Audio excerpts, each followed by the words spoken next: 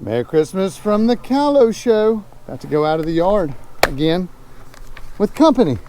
So this video that I took did not... Alan realized that if... Got people driving through the lines in the parking lot. That wasn't me. Oh Jesus, help me. Give it to me, mother.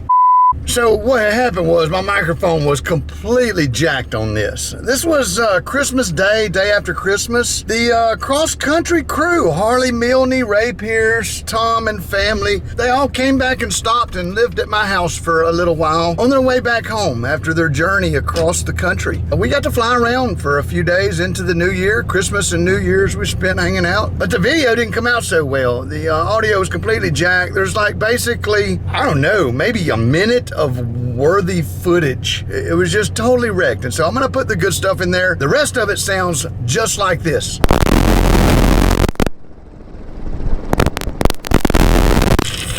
Yeah, I'm not gonna make you listen to all that stupidity, but I'll show you the little bits good. And then I got some other clips that I'm gonna throw in on the video here and let you enjoy that if you enjoy it at all. We'll see how it goes. But this is gonna be kind of a random video by Kylo. Hope you like it.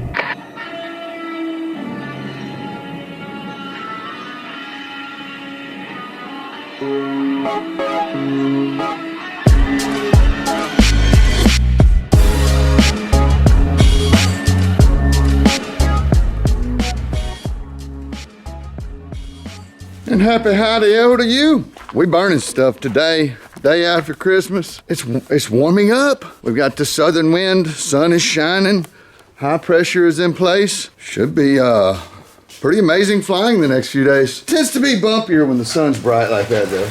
This is gonna take both hands.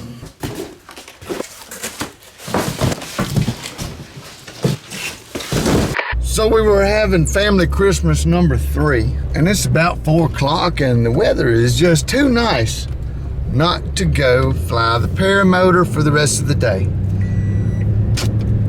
Yeah, okay. So it's around 70 degrees. My belly's full. My joy cup runneth over, and I'm about to go make it even better. Nice evening flight into the warm southern skies and the smooth breezes of the December the 26th, 2020, I tell you, we on our way now. Come along with me, let's go do it. Where did Harley go? I lost him. Maybe he landed? No, surely not. Oh, there he is. That's right, I'm slow. Everybody's passing me up.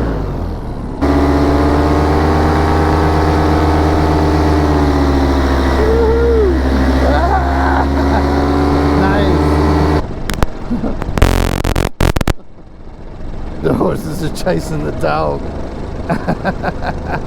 Oh, there's like a hawk in that tree. Very cool. Or maybe that's a falcon? I can't tell. Got distracted. I need to focus on what I'm doing here. I don't always carry a crack pipe lighter, but when I do, it's to light homemade smoke bombs. Is this good content? Probably not. I'd say no. We're gonna show what the air looks like in a strong thermal condition. I see smoke. Oh, somebody's already burning some stuff. Check that out. There's a cycle right there on the other side of the telephone pole. There's one right there. Now, when observing smoke, obviously the fire isn't changing temperature drastically as it's burning, but you notice these lobes going up in different places and not up in other places.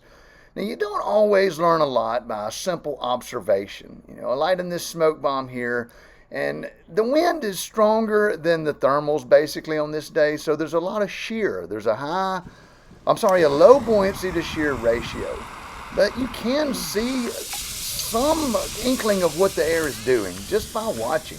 Now, when this bomb lights off, you can see that there's kind of a lull. Everything is sort of lifting, and then it immediately gets sort of slapped down to the ground, and you can see sort of a rotor situation happen here. I don't know if it's just thermals or trees, but here it goes here. See how everything's sort of back building and lifting up, and then watch this swirl here. Now, if you were landing in something like this, you got to imagine what would happen to your wing. You know, you would go through it and then swing one way or another, but the air lifts, swings over. You know, obviously hot smoke rises, but the temperature dissipates pretty quick. Once it gets 10, 15 feet away from the smoke bomb, it's basically equilibrated in temperature, and it just moves with the air. These are particulates that are moving with the air as the air moves. And you can kind of get an idea of how they're going up, how they're swirling around, the angles of the thermals. A lot of things can be gleaned from just a simple observation. You can see where it gets together in some spots and separates in others. You can see everything lifting, and then after it lifts, it'll kind of drift off. And that's where you get your lulls and your gusts. It's all from the sunshine hitting the ground. And I don't remember the particulars of this day. Just had a smoke bomb. There was some people there, and the camera worked. So I decided to film it. It's not my best footage. Sorry about that.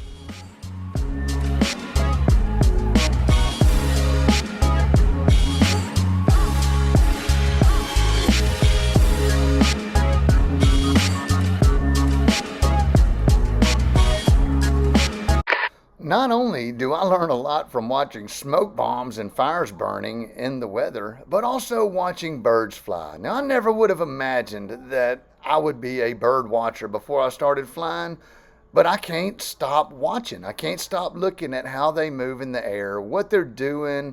They're just markers. They mark what the air's doing. And, you know, not so much how they fly and the little nuances of their feathers and their tail and how they move, but where they move and what they're doing and what their objective is often different than what a person's would be.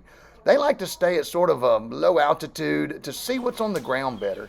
Now, this was a kind of neat. It's a bald eagle carrying a white ibis. Get in focus there. And I was wondering I couldn't tell what it was in his clutches when I was filming it, but after looking at the video in post, I can see that it's carrying an American white ibis. And I thought that was some pretty neat footage of this bald eagle.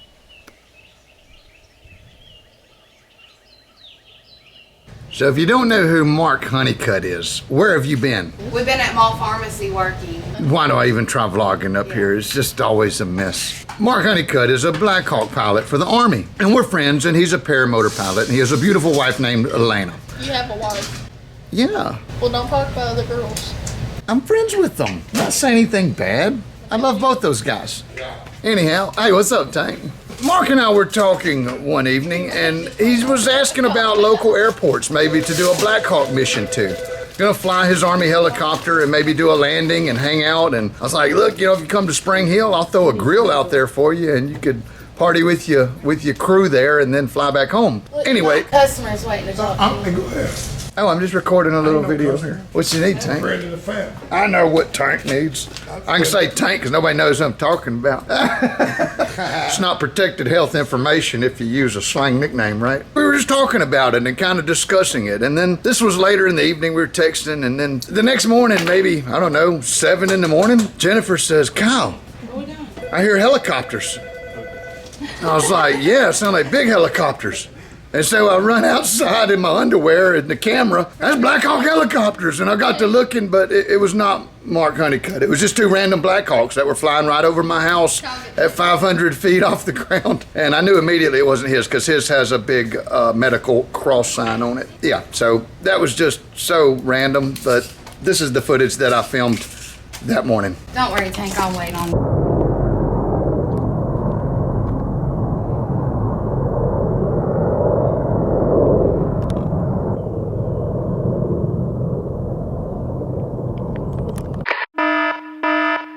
This is your warning. The following content may not be for everyone. It's some pharmacy medical talk, and you just got to watch it. But if you're sensitive to medical things regarding the lower digestive tract, you probably don't want to watch this one. It doesn't fit. That's what he said. It's a dog harness. I know. I thought it fit. My employees are so special. No, let me get it around your neck. I love them. This is the BDSM stuff? You're the one that teaches us about that, Kyle. Well, I found it on the internet. At least we don't do butt stuff, Kyle. Well, I was searching for anal dilators when I discovered it. For a baby. It was for a baby. Okay, say that even louder. Why Anal would they do that to a dilators. baby? For a baby. for a baby. Yeah, Why they is wanted it it on Medicaid great? too. Medicaid wouldn't pay for Why them. would Is they that do good that to a content? I baby? couldn't even find them. That is awful content. Why would they do that to a baby? The baby Why had are an we anal talking stricture. about anal dilators for babies. Well, that was what the prescription was for. Who would do that to a baby? I don't even. The baby was born with a tight butthole and they needed to stretch it. Oh my god! Oh my god! Well, they couldn't poop good. The baby was hurting. Answer the phone. It's a medical condition. It's rare, and obviously if you do a Google search for anal dilators for children or babies, you get some real weird advertisements later on that week. I just want to give you a heads up should you ever go down that route.